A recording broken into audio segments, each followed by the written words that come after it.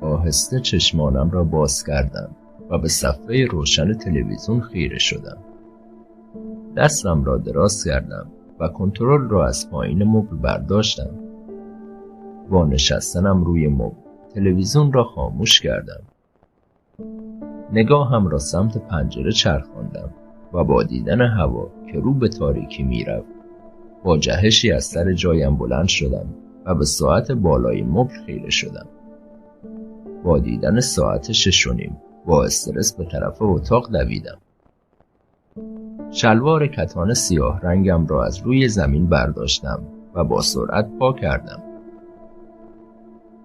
در را باز کردم و خم شدم و کفشایم را پوشیدم. کلید خانه و ماشین را از روی جا کلیدی برداشتم. چرخیدم و نگاهی به خانه انداختم. از به هم ریختگیش لحظه چهره‌ام در هم فرو رفت. چرا من انقدر شلختم؟ دستم را به طرف کلید برق بردم و فشردمش. لحظه آخر حرکت جسمی به داخل اتاق شوک شدیدی به هم وارد کرد. در تاریکی مطلق خانه سکوت وحشتناکی پیچیده بود.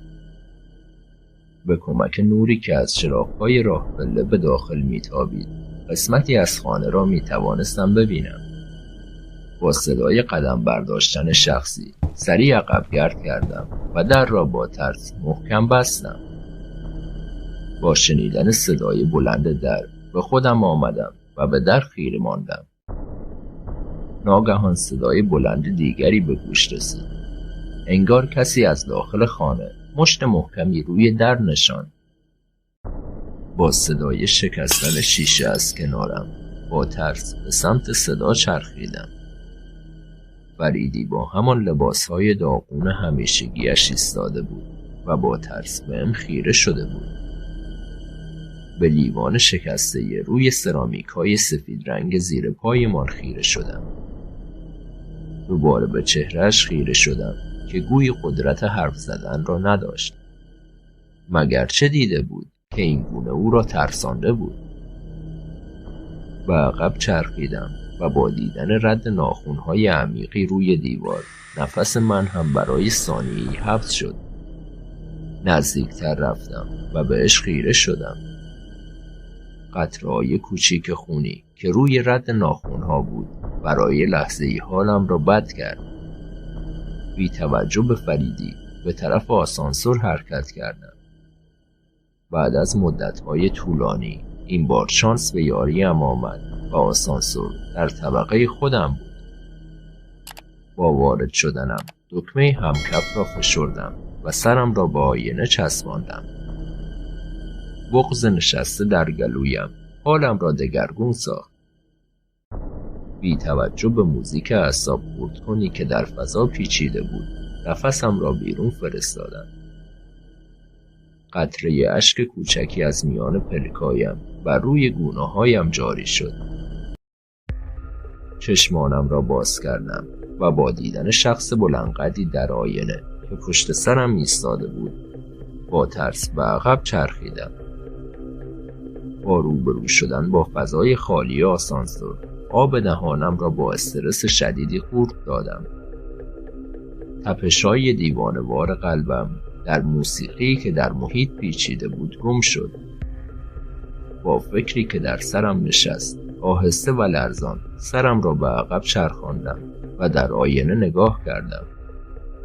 با عادی بودن اوضاع نفسم را با آسودگی بیرون فرستادم. شاید به دلیل خستگی زیاد توهم زده بودم. ناگهان صدای تق‌تقی از پشت سرم بلند شد. نگاهم را از آینه گرفتم و به طرف صدا برگشتم. به یک بار آسانسور از حرکت ایستاد و این بار صدای تق‌تق‌ها بلندتر شد و تا عمق جانم رسوخ کرد. ترس شدیدی سر تا پایم را به لرزه درآورد. دستم را در جیب عقب شلوارم فرو کردم و با حس کردن چاقوی زامندار لبخند محوی روی صورتم پدیدار شد. تا حدودی خیالم جمع شد که اگر چیزی به هم حمله می کرد می توانستم از خودم دفاع کنم. با قطع شدن صدا، سکوت عجیبی جو متشنج را فرا گرفت. تنها صدای موجود نفس‌های عمیق آمیخته با ترسم بود. چاقو را از جیبم درآوردم و بازش کردم. لعنت بهت، چی از جونم می‌خوای؟ چاقو را محکم‌تر فشردم و خودم را با آینه پشت سرم چسباندم. جونت رو. اما این بار با برگشتنم به عقب چراغ‌های آسانسور خاموش شد. نفس عمیقی کشیدم و چاقو را کمی بالاتر گرفتم. تاریکی همه چیز را فرا گرفته بود و هیچ چیز قابل رؤیت نبود. جرقه‌ای در ذهنم زده شد. چرا از اول همین کار را نکردم؟ سعی کردم به خودم مسلط شوم و با چند نفس عمیقی که پشت سر هم کشیدم تنفسم را به حالت عادی بازگرداندم. زیر لب شروع به خواندن دعایی که در ذهنم نقش بسته بود کردم. تقریباً 3/4 از متن دعا را خوانده بودم که برق آسانسور برگشت و در با صدای آهسته‌ای باز شد. لبخندی زدم و دست از خواندن دعا کشیدم. گامی به بیرون برداشتم و نگاهم را در سالن ورودی چرخاندم. با عادی بودن اوضاع به طرف در خروجی ساختمان دویدم.